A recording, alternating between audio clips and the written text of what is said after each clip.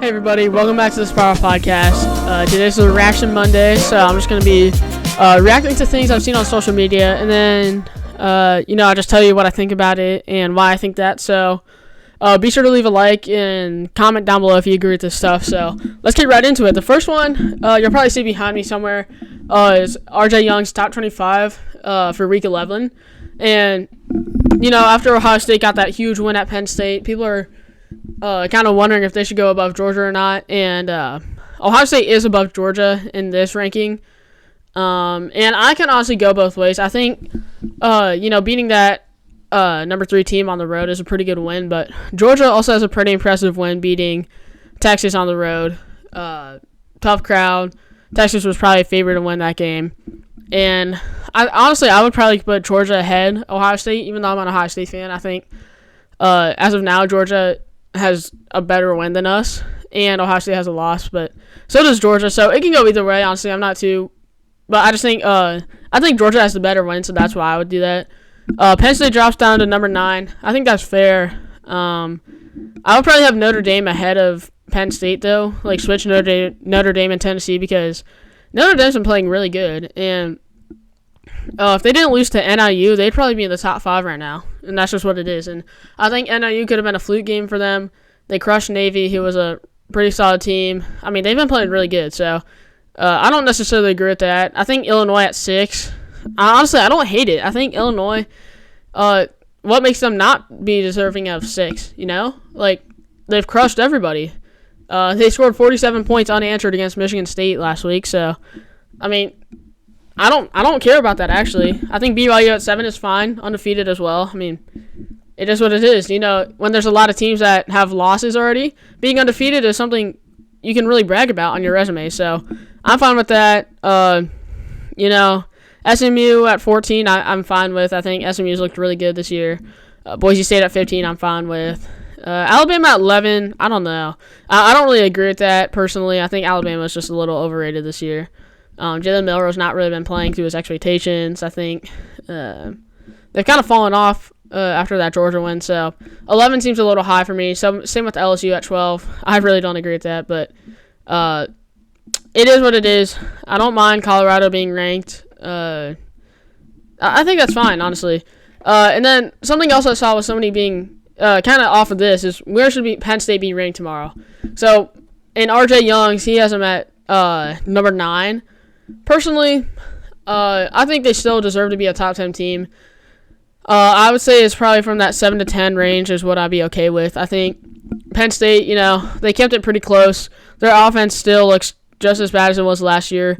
And maybe it's not the players that they have. It's not like they don't have skill. I think it's just the play calling was pretty bad. Not getting it to their player named Warren, like the best offensive player they have. I think it's Tyler Warren, his name, number 44 for Penn State. He was really good. It seemed like every time he got the ball, he was getting big chunk yardage plays. And for that, I think, that it really comes down to the play calling. I don't think Penn State's offense is going to really exceed 20, 30 points a game against top teams if their play calling is that. They didn't even score a touchdown against Ohio State. Now, Ohio State does have a really good defense, but still, they should have scored more than that. So I honestly, I'm fine with like 8 or 9. I think Penn State, they're still a good team. They lost to the number 4 team at home. I mean, it's a good loss for them. Oh, excuse me. I just think Penn State still is going to be a good team. They can still easily make the playoffs if they just win out. Make one of those 5 to 12 seeds, probably closer to the 8, 9, 7 range. So yeah, Penn State, I'm fine. I'll probably put them at number 8 just because it's still a great loss. I mean, not many teams can say their only loss is to the number 4 team, but they're gonna have to look good next week, because if they don't look good, then people might consider moving them down spots because, I mean, they did play pretty bad against Ohio State at home after a lot of people thought they were going to win, including myself. So I think number 8 or 9 is fine for Penn State. And then the last thing I saw also was about Penn State, just because everything on social media is just talking about that game. It's kind of crazy, but somebody said, your tight end being your leading rusher and your running back being your leading receiver is not a recipe for success offensively. And, Penn State just had a really bad offensive performance. I think You can look at it both ways. Ohio State's defense played great, or Penn State's offense just played like crap. I think Drew Aller, they didn't even throw the ball down the field. And when they did, I think it actually kind of worked out. But yeah, I mean, they just didn't really try to test Ohio State's DBs at all. You see Denzel Burke playing against Oregon. He got cooked. Davis Igbenogson had some bad plays given up previously this year. Now, he did make that great interception at the end of the half, so you got to give him credit for that. But still, they could have tested Denzel Burke and those safeties. Maybe not Caleb Downs, but Ransom could have been tested a little more. So if you're Penn State, you got to wonder.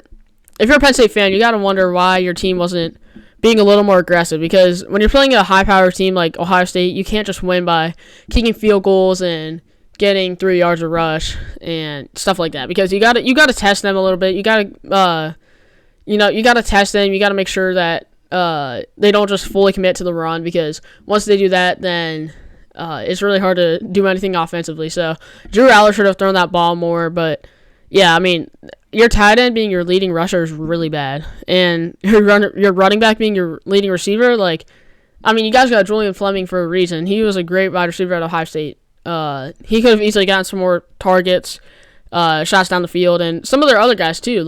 Just test them. And when Tyler Warren got a shot down the field, 20 yards, he caught it. Just do that, So I don't know what the play calling was. Penn State's really got an offensive problem. They have for the past 2 years now, and something's got to change over there, because if not, it could be really bad for them. So that's my reaction Monday. I hope you guys enjoyed this one. If you did, be sure to leave a like and drop a subscribe if you want. It would really mean a lot to me. So thanks for watching, and I'll see you guys in the next one. Bye.